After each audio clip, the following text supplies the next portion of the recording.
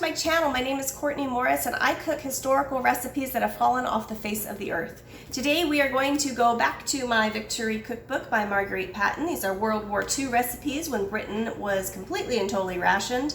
And we are going to be trying scalloped potatoes, which should be really interesting. Stick around and let's see if they're any good. So I feel like everybody, at least every American, knows what scalloped potatoes are. And I feel like they're really hard to screw up. We eat them a couple times a year just as a side dish because they're delicious, but I use a lot of butter and I use a lot of cheese and I use a lot of milk and I use garlic and onion and spices and they're so good. I love it. But looking at this, the wartime recipe, obviously they were rationed, so there's not a lot going into this dish. I have high hopes for it though, because I mean, it's a potato and I really, really like potatoes. And potatoes were a huge staple in at least the British wartime food, even to the point where they had, let me see if I can show you here, this little guy, they actually made a cartoon character called Potato Pete. And from what I've seen, he had his own little commercials. He had his own propaganda of getting people to eat more potatoes. I think there was one guy named, oh, it was Dr. Carrot. That was the other one. They were really trying to push the potatoes because it is a filling starch. They're easy to grow. There was a lot of it usually. And who doesn't like potatoes? I mean, come on. So what's interesting to me is that it calls for skim milk, or in this case household milk, which is basically skim dried, which I actually have in my food storage. Only 6 ounces, 4 to 6 ounces maximum grated cheese. I mean, that's not even a cup of cheese. We'll see. I have high hopes. Let's get to the cutting board. Okay, so we are starting with 2 pounds of potatoes, 2 tablespoons of flour. We're gonna make a pint of non-fat dry milk. It says 1 pint of milk and water mixed, or a pint of the household milk, which is your powdered stuff, which would have been given to you as rations, so I do have some of that. We're going to grate 4 to 6 ounces of cheese. I'm gonna go on 6 because I really like cheese. Salt, pepper, and I was supposed to get regular parsley, like fresh parsley, but I bought cilantro instead. So we're gonna use just dried parsley because I don't want to go back to the store. It says to scrape the potatoes and then cut into thin slices. So I was taught to use a fork and a wet potato, and you just scrape down the sides. Now whether this is the actual method they use, I am not certain. I haven't found that out, but we're just gonna do it like this. Okay, now we're gonna slice into thin slices.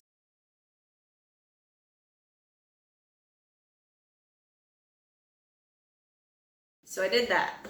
I'm just gonna push these to the side. Then it says to blend flour with the milk. Got it. 1 pint is 2 cups. So I mixed up my skim powdered milk, and it says to blend the flour with it. This is the first time I have ever made scalloped potatoes without making a roux for the cheese sauce over the stove. This is just kind of a pile and dump recipe, which I'm kind of on board with. Okay, that's mixed. Next, arrange potatoes in layers in a pie dish, sprinkling each layer thickly with cheese, which means I probably need to do the cheese first. I read recipes well. I'm using cheddar because I feel like that is a very British style of cheese, and it's what I have. I'm torn whether I should do 4 ounces or 6 ounces, because it says 4 to 6 ounces. I feel like I want to do the 4 just to see how it turns out with less cheese, but then at the same time I know that if I had 6 ounces of cheese that I could use back then, I probably would have used it. I'm going to do the 6 ounces. I'm a glutton, I know.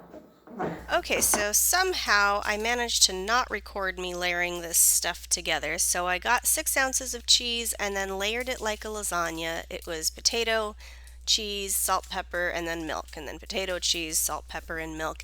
And honestly, it looked pretty pathetic.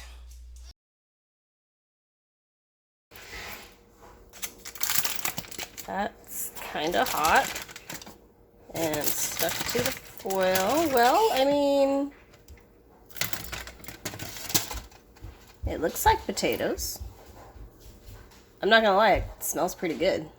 Let's see how they taste. I'm on a plate and to try, and they're still pretty hot. I don't know if you can see any details there.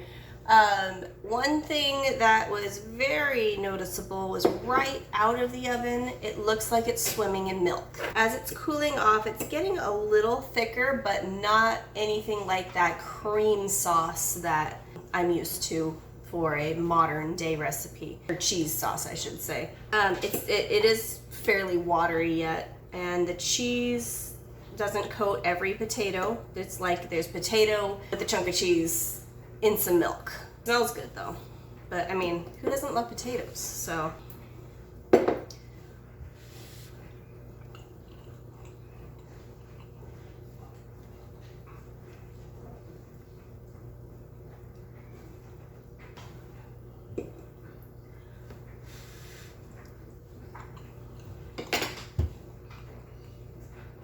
I don't like it.